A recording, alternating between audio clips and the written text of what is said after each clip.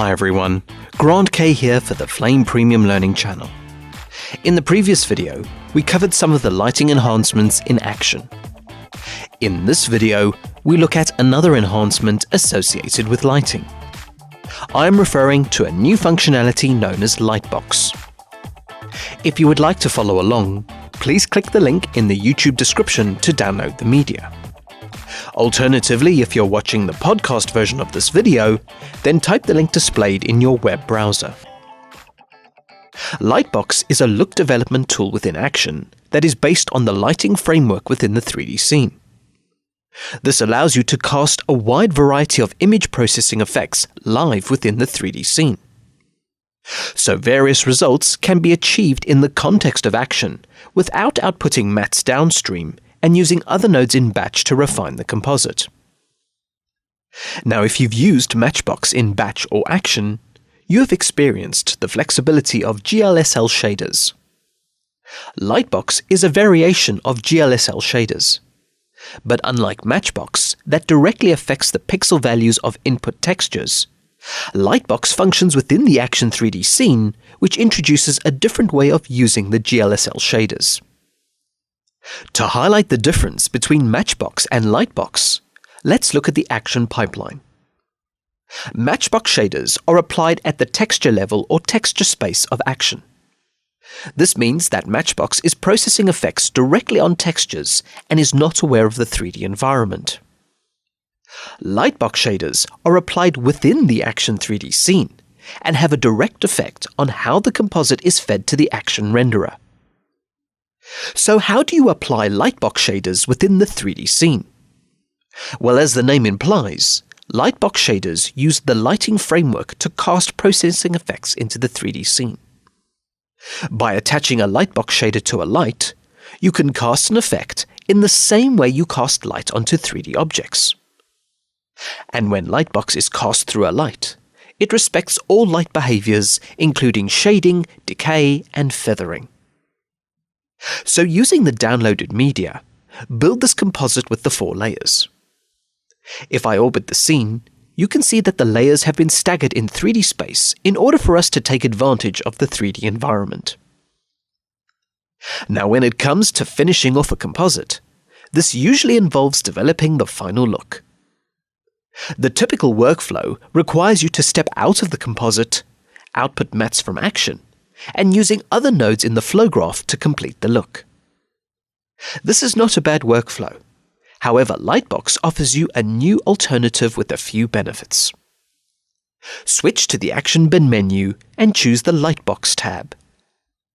The Flame products come with a set of Lightbox shaders that are color-based.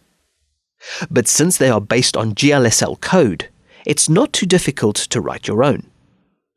Please refer to the documentation if that's what you're interested in. So let's take this flat-looking composite and develop it into something interesting. In the Lightbox node bin, drag out a color-correct Lightbox into the Action schematic. A light is created with the Lightbox node attached. As a visual point, Lightbox nodes are always white and Matchbox nodes are black. Now, I don't know if you noticed, but when you add a Lightbox shader with a light, the light is not shading the 3D composite. The result currently looks the same. This is because you can choose to emit light or not from a light. If you double-click on the light node, you will see that the light is inactive in the render settings. If you enable the option, light will flood the 3D scene and give you this expected result. However, by default, when you add Lightbox shaders from here, the expectation is that you use a light to cast an effect into the 3D scene rather than a light. So deactivate the light. In case you are wondering how the scene remains correctly lit even though the light is inactive, looking further down the render column, you will find a new function called Scene Ambient. So the 3D scene has global ambient lighting that allows you to cast Lightbox effects without requiring light emission. If Scene Ambient was off, you would get a darkened composite like previous versions, and you would require lighting to shade the composite. So leave Scene Ambient on when using Lightbox shaders. Moving over to the right, the Lightbox menu shows a variety of tools associated with color correction. A color wheel, gamma, gain and offset, as well as masters, highlights, midtones and shadows. To make this blatantly clear, tint the composite with the color wheel. Now switch to the working view with space F4. Orbit the 3D scene at an angle. From this view, you can see that the light is emitting color correction rather than light. So the first benefit of Lightbox is that you're grading in the context of the Action 3D composite. The second benefit is that Lightbox is aware of the light properties. By decreasing the spread, you narrow the light cone that in turn narrows the focus of the Lightbox color correction. You can also switch to the Profiles menu and adjust the parametric offset to control the feathering of the edges. The third benefit is that the Lightbox is totally aware of the 3D scene. For example, set the decay to linear. As you increase the decay value, the Lightbox shader does not affect the background image because it is further away from the light compared to the foreground layers. If you select and move the background forward in Z space, it will eventually start picking up the color from the Lightbox shader.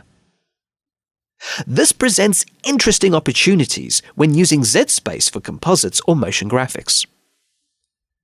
Undo any changes to the background with Ctrl Z. Finally, you can also use selective lighting links with Lightbox shaders to only affect specific objects in the 3D scene. Press the L hotkey to switch to the light link mode. Drag a connection from the light to the main foreground key. So the Lightbox will only affect the connected layers. Go back to the light menus and focus the light on the talon's face. You may need to adjust the spread and parametric fall-off.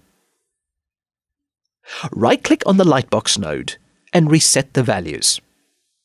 Now let's perform a more appropriate adjustment. Increase the master gain to 125 and the master gamma to 1.5. This will make his face stand out a bit more. You can hover over the working view and press F4 for the result view. So his face is standing out a bit more, but we want to darken the background.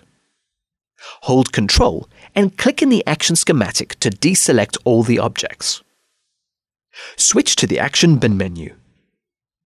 In the Lightbox node bin, drag out the Exposure node. Double-click on the Exposure node and set the value to -1.5. The other functions you can do with Lightbox shaders is change the blending modes with the receiving objects. Click the pull-down menu and set the Lightbox to Soft Light Blending. So the color correct Lightbox is only affecting the main talon's face, and the Exposure Lightbox affects all the objects in the 3D composite. Double-click on the Light node and soften the edges of the second light with the parametric fall-off. Now we're getting somewhere, but there is always going to be situations where more refinements are requested. For example, your client likes the isolated brightness on the main face, but requests it on the other two. So let's create more lights that will be driven by one Lightbox shader. Select the Light node. Press Ctrl D twice to duplicate the selection. Move the nodes in the action schematic to keep things organized. Drag a connection from each of the light nodes to the Lightbox node. Now let's focus and position the lights. Switch to the selective light link with the L hotkey. Drag a connection from one light to the surface object for the second talent. Next, switch the light from free to target mode. Move the target over to the second face and the Lightbox casts the color correction. Repeat the steps for the third face. Ensure you are using the selective light link with the L hotkey. Drag a connection from the other light to the surface object for the third talent. Switch the light from free to target mode. Move the target over to the third face and the Lightbox casts the color correction. So all the faces are standing out in the composite. Each face has its own light, but the single Lightbox shader drives all the connected lights.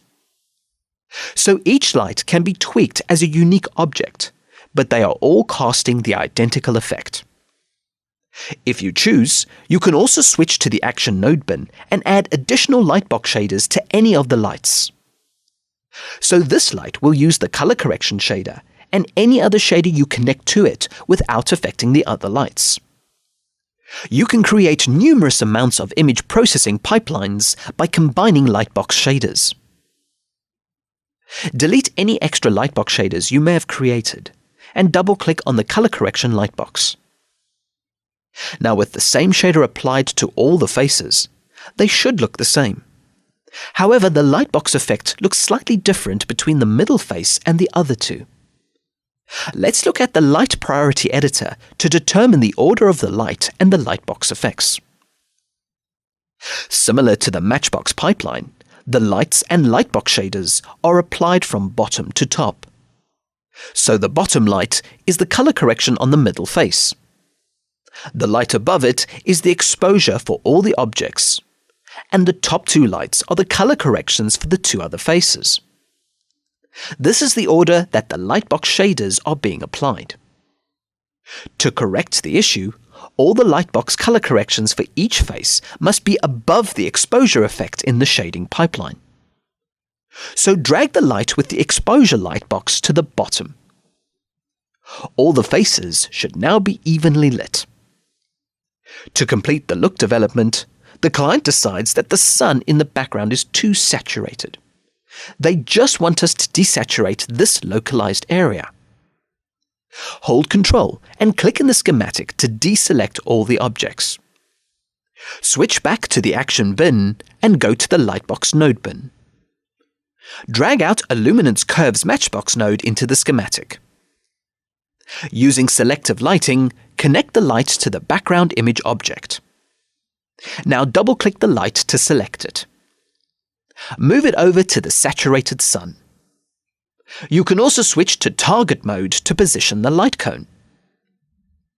In the Luminance tab, switch to the Saturation menu. Select the control point in the whites and drag it downwards. The background should start desaturating in the highlights. Now the client wants the effect to be localized on just the sun. So decrease the light spread dramatically and position the target to cover the area surrounding the sun. Once more, using the parametric fall-off, soften the edges of the light cone to blend the localized desaturation in with the rest of the image. So this entire look development for the composite was done in Action using Lightbox shaders. If you want to do a before and after comparison, go to the Action Preferences menu. Switch to the Rendering tab. If you toggle shading on and off, you will see what was achieved by using Lightbox shaders in Action. We have the before and the after. So no external mats or tools were used outside of Action. This is look development within the context of the 3D composite. Now this is just the tip of the iceberg when it comes to Lightbox. Please check out the other Lightbox shaders supplied with Flame Premium 2016. More videos coming soon.